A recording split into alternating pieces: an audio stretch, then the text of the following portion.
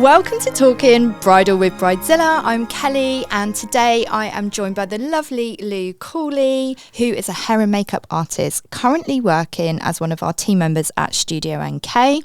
And she specialises in colouring services, but more recently has become more involved in the bridal hair and makeup industry. So welcome, Lou. Thank you for joining me. So tell us a little bit more background information on how long you've been in the wedding industry and what services you provide.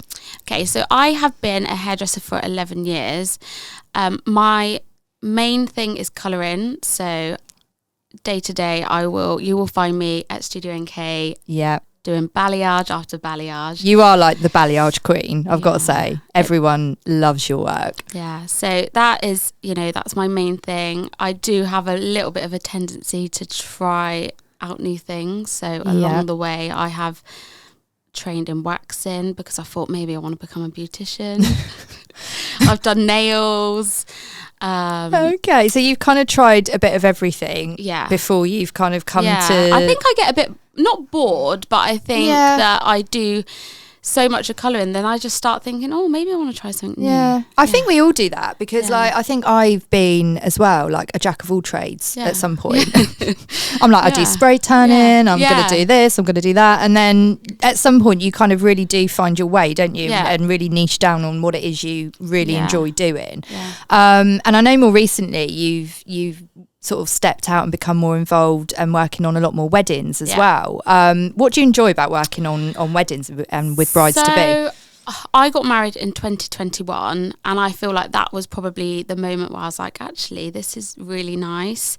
I didn't have a bad experience with my hairdresser, but it didn't go how I wanted it to. And I think that was like a bit of a realization for me because I was like, I know what you need on the day, and I didn't really have that.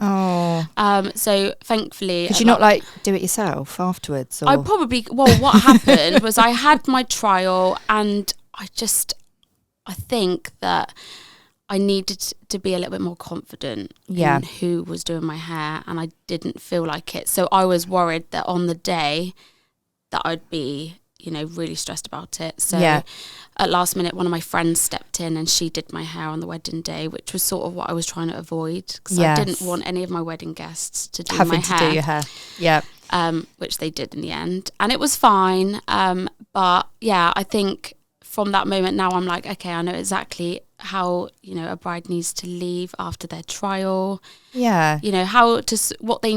What sort of reassurance they need. So you're sort of taking your bad, like past experience and obviously being a hairstylist going into the weddings, you know exactly how these brides feel. It's a big thing. It's hair, a massive thing, I think. It is. Hair and makeup on and when the you wedding have day. a vision, like it's just the last thing that you need to be worried about on the day. Yeah, definitely. So you enjoy, that side of weddings, you just really enjoying like all the wedding morning kind of buzz and stuff like that, and you want to get into doing some more of that. I know you've got quite a lot of wedding bookings this year, and I know we've worked together. We're working on a wedding together as well, aren't we? So it's amazing that you're in the studio, as part of the salon team, and we can just it's great fun, isn't it? It's really good fun.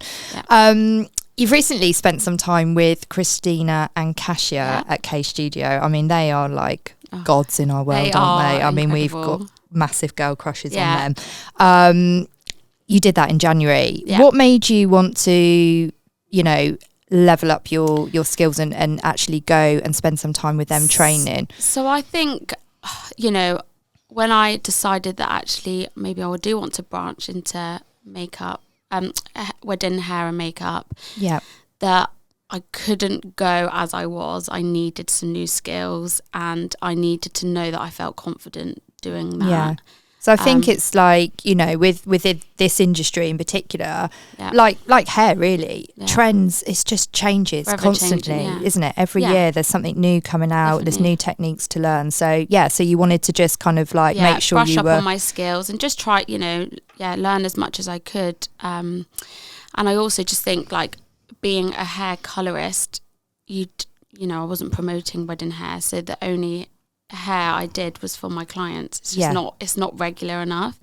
So completely felt out of touch, especially after being on maternity leave. So it was just that I thought, right, let's do really this. Start building up your portfolio and showing clients what you can actually do. And I mean, they're amazing. Like, all the photography. It's not just the hair and makeup you learn with them. There's just so much, skills with taking photos, just the little things that you don't really realise matter. No, it's so much to learn, isn't it? And it was quite funny because we were like voice noting each other, weren't we? Because I spent some time with Cashier as well at the beginning of the year, and you went before me, and we were just leaving each other little voice notes, and I said, trust me, you're going to come back from there and your brain is just going to be like overload with all this information, because it's so full on. It's so full on. You come away absolutely buzzing, and like obviously you are being trained by some of the best people in the industry. So that it is full on.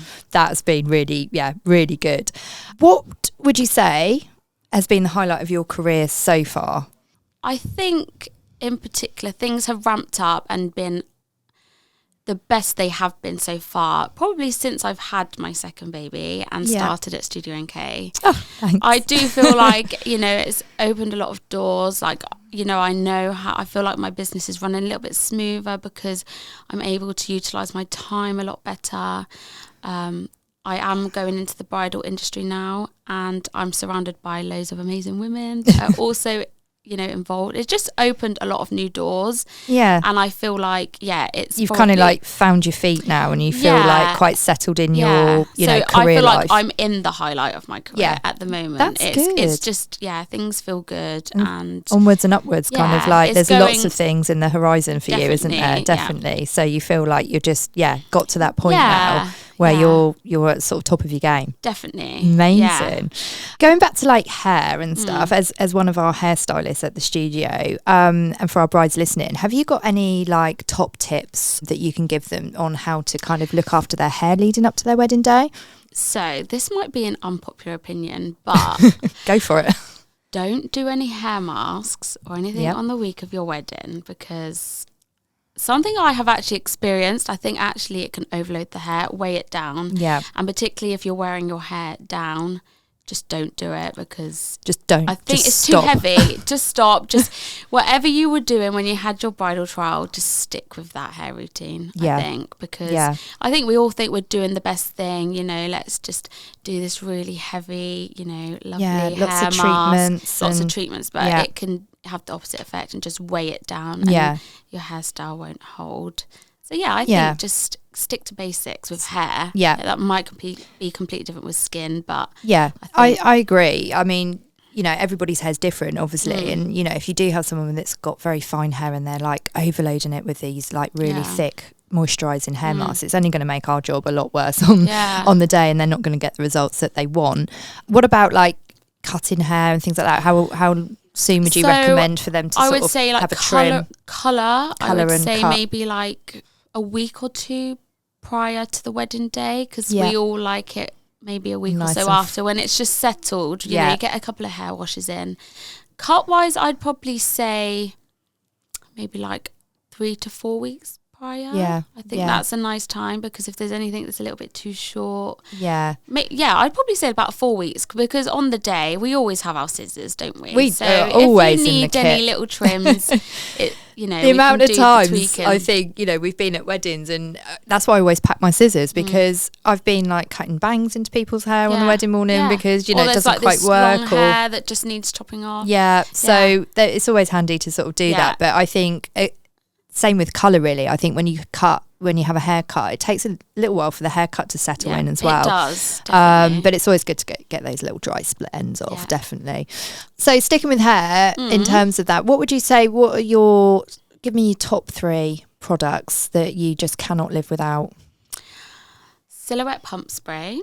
Silhouette, oh yes, that wet hair. Yeah, Cashier got me onto that, actually. Yeah, love that. Yeah. A shine spray.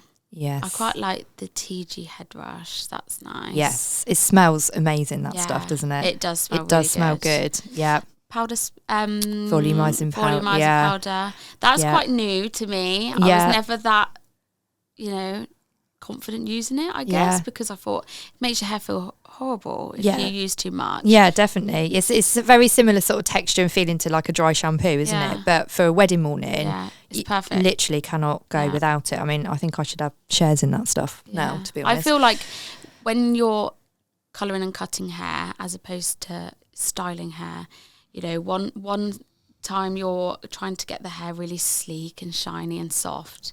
Yeah. So actually to come away from that and try and make the hair feel the opposite, I was never using enough product, and that's something that I learned from Kasia. Yeah, was definitely. Actually that just overload the hair. Yeah.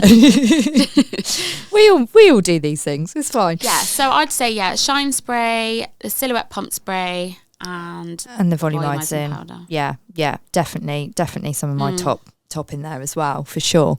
So where can our listeners find you? You know, so obviously we know that you work alongside me and my sister and everyone else on the team at the studio, but where are you on Instagram? Where can they find you if they want to have a little chat and have a look at some of your amazing balayage and bridal hair and everything like that? So my Instagram handle is at Lou Cawley Hair Design, and on Facebook it is Louise Cawley Hair Design. Amazing. I will pop those links in the bottom of this podcast episode so people can go and check out your work. So moving away from hair, on a normal day to day when you're not working, what does the life of Lou look like? What's going on in home life? It's busy. So I'm running around after my 2 children. I've got one that's at school, and I have a little 1-year-old that is just keeping me busy. We're going to baby groups, having play dates with our friends. So he's actually here, your youngest, isn't he? He's sat outside, and luckily for us, we've got our headphones on because he was having a little bit of a meltdown a minute ago. He did not want me to come in here. And this is my life, so so this is your life, chaos, juggling, spinning plates, just like most hard work, working mums. But it's good. Anything that you like to get up to? So when you've got your own time and there's no husband, no kids, what do you enjoy doing? Are there any like hobbies that you like, or so I have, apart from the daytime drinking? Because I know we've done a few. You know, I know you like a few little drinks, don't we all? With my friends, having food and drinks. So end of last year, I took the gym back up. So I've been doing some Pilates and spin classes. I know you tried to get me to come to one of those classes with I haven't you, tried and I was like, and I just didn't get back to you. He's like opposite the salon, so I feel like you can't really say. I know. We will. It's in our we'll do it. It's we on will. Our to-do list. Yeah. I have actually joined up to the Hungerford Hares running club. That starts in what's April. What's it called? The Hungerford Hares? Hungerford Hares, yeah. Hungerford Hares? That's nothing to do with hair, as in? It's not like Hungerford hairdressers. Every time I say I've joined the Hungerford Hares, people are like, oh, what's that then? And I'm like, running. Yeah. Wow. Okay. So it's like starting from scratch. I used to do a lot of running. Yeah. Previous... I'm trying to think. Probably before I injured my knee, which is another story we'll talk about. Okay. So I used to do like 10k runs and stuff. So just trying to get back into that. I need to get back into it, but it's been a long time coming. Yeah. So I need to start from scratch. And it's quite nice as well, isn't it, when you can just have that time to just get out on your own, do a run. I mean, I'm talking like I do it. I don't. I have done a 10k run before, but that was for charity, and it absolutely killed me. So fair play to you for taking that one up. Well, we'll see how it goes. We'll see. We'll report back in like a few weeks, and you'll be like, maybe not. Yeah. Any fun fact about you? Have you got a party trick you just want to share? What's your party trick? Okay, going back to the knee. So my party trick, undeniably, and cringe, very cringe, is twerking. Amazing. So when I'm out and I've had a few drinks, I feel like I'm the world's best. Feel like you're like Beyonce. Yeah. Okay. Yeah. So it's got me into trouble a few times, and I left my hen do going to A&E because I dislocated my knee from twerking. Yeah. And that is what ended my running. That's what ended your running career. Yeah, okay. Yeah. So when you're not in the salon and you're not playing Family Life, you're twerking on the dance floor. I'm twerking on the dance floor. Thinking you look like terrible, Beyonce. Isn't it? Okay. Yeah. Amazing. We'll get some footage of that. I'm sure we can find some. I'm sure there's some from our Christmas do floating around probably, somewhere. I'm going to have a little look. I'm not as good as it actually these days. Are you not? I'm a bit out of practice, and I feel like since having Connell, like my body just doesn't quite move in the same way. Doesn't stop me, but yeah. Oh my God, you're terrible. So funny. Right. So last question that I ask all my guests, as a hairstylist, and you've obviously been in the job for years and years. Have you had any disasters that have happened? I'm sure I've had plenty of disasters. It's really hard to like pinpoint an exact one, but one that stands out to me is, well, my mum, and I don't know if yours is the same, but she's my worst client ever. Yeah, okay, yeah. And I remember at the beginning of like my balayage journey, I used to try all these different techniques, and I just had this thing in my mind. I was like, okay, she was staying at my house. I was like, Mum, could I do this like really lovely like freehand balayage on you? Really sold it to her. And she is like the most critical person ever. Anyway, so I was like there with just my bleach, like whacking it all over her head. No foils or anything. Anyway, just slapping it on. Yeah, slap it on. It was about 11 o'clock at night, and I was like washing it over the bath. And like when she flipped her hair up and looked in the mirror, it was, as she says, neon yellow.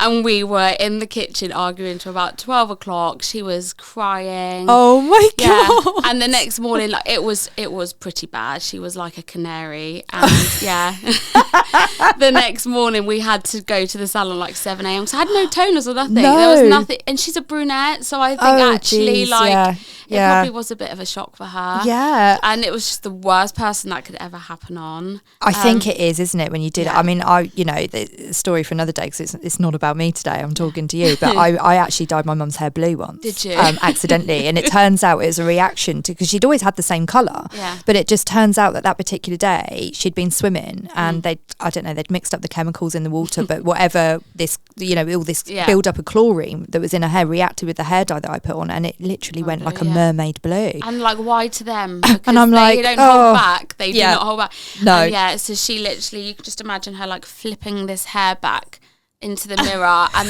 the horror on her face. I think I was like just hysterically Was she like, laughing. Lou, I think you need to like maybe switch up your career? She was crying. Oh, she wow. was crying, but we were like bickering because I was like, in my mind, I'm like, a toner will fix this. We'll just take it dark again. It'll be she fine. Couldn't see past that. Yeah, and especially at 11 o'clock at night. And you're just like, just sleep on it, be fine, we'll sort it out tomorrow. I think Colin had gone to bed by that point. He was like, you two can just argue this one out. Oh my God. Oh my God. But you obviously still do her hair now, so...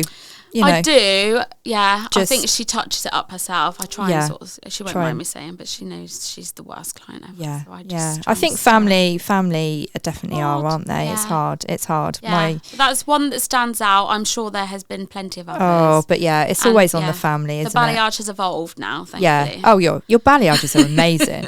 But I definitely encourage everyone to go and check out Lou Cawley on Instagram, and we'll pop her links below, and you can check out all the lovely work that she does here at the studio. Thank you so much for joining me today. It's lovely. It's been a pleasure. Have you enjoyed it? Yeah. Good. I have. It's been great.